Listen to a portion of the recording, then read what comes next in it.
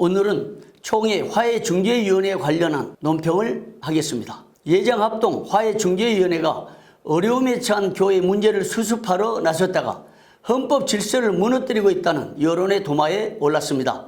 화해중재위원회의 중재가 불공정성과 헌법 위반 등의 지적을 받게 된 것은 경안로의 영덕교회 사태를 중재하면서 불거졌습니다. 영덕교회는 지난해 선거 부정 사건이 일어나자 노예 재판국에서 담임 목사에게 책임을 물어 정직 12개월을 선고하여 현재 시벌 중에 있습니다. 그런데 목사와 대립각을 세우고 있던 장로들은 정직받은 목사의 설교권 문제를 놓고 노예 측과 대립각을 세우다가 결국 경안노예가 마비될 지경에 이르렀습니다. 노예장을 10번이나 지낸 노예의 수장 목사가 계속되는 장로 측의 시위를 견디다 못해 결국 노예장직을 내던질 정도가 된 것입니다. 문제는 장로들이 불법 행각이 시벌 중인 목사보다 7가지나 더 많지만 노예조차도 어떤 대책을 세우지 못하고 있어 교단의 헌법 질서가 무너지고 있다는 지적들이 쏟아지고 있습니다. 장로들이 저지른 헌법 질서 위반 행위는 다음과 같습니다. 첫째, 장로 측에서는 정직 중에 목사가 설교한다는 이유를 들어 본당 옆 교육관에서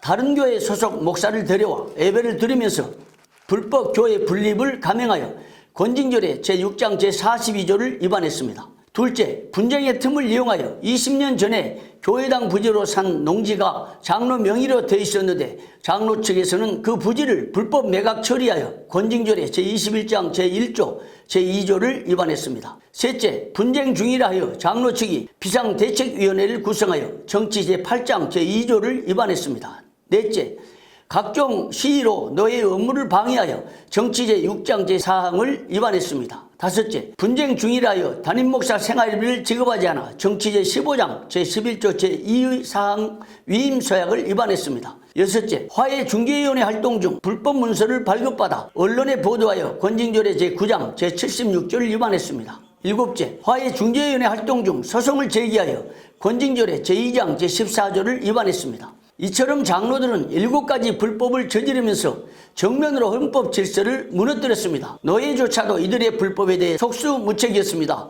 위 불법 중 일부의 제목으로 장로들을 노예에 고소했으나 장로들의 시위 등으로 노예가 마비된 가운데서 재판조차 하지 못하고 있습니다. 그런데 29일 영덕교회 사태를 해결하겠다고 나선 화해중재위원회가 헌법 질서를 위반하고 불공정한 처리를 하여 빈축을 사고 있습니다. 목사와 함께 본당에서 예배를 드리고 있는 대다수의 교인들의 반발도 거셉니다. 동위원회는 선거 부정 사건에 대한 책임을 떠안고 1년 정직 시벌 중인 목사에 비해 7가지나 더 헌법을 위반한 장로들의 불법을 동일시한 건지 장로들도 정직 1년형을 제한하면서 불공정하고 납득할 수 없는 합의안을 내놨습니다. 거기에다 노예 재판국 판결로 1년 정직을 받아 6개월째 시벌 중인 목사에게 현 시점부터 1년 정직을 선언하여 정직 기간을 6개월을 늘린 것입니다. 이처럼 화해중재위원회가 목사에 대한 시벌 형량을 늘려 중재했다는 소식이 전해지자 그런 식의 화해중재위원회의 중재는 헌법 질서를 위반한 불법이며 불공정하고 심지어 총회가 수임한 화해중재의 직무를 벗어난 월권이라는 지적들이 나오고 있습니다. 화해중재위원회가 노예 재판국이 1년 정직에 처한 목사에게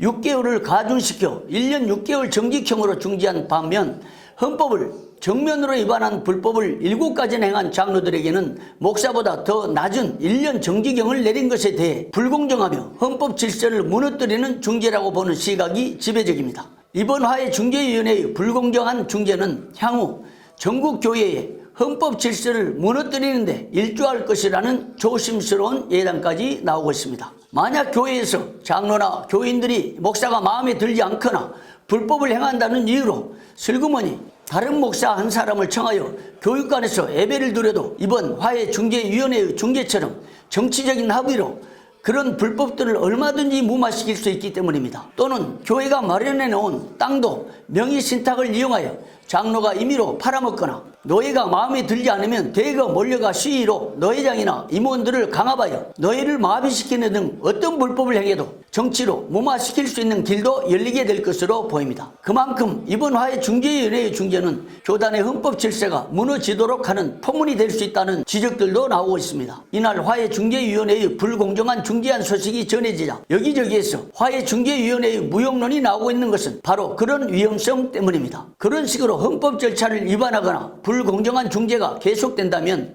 화해중재위원회가 교단을 바로 세우기는커녕 총회의 헌법 질서를 무너뜨리는 악수위원회가 될 것 같다는 우려의 목소리가 높아지고 있습니다. 총회의 안정과 평화 그리고 회복을 위해 세워진 화해중재위원회의 중재 기준은 정치나 편견 혹은 사심이 아니라 헌법과 공정성이어야 합니다. 교단의 든든한 버팀목도 헌법과 공정성이어야 합니다.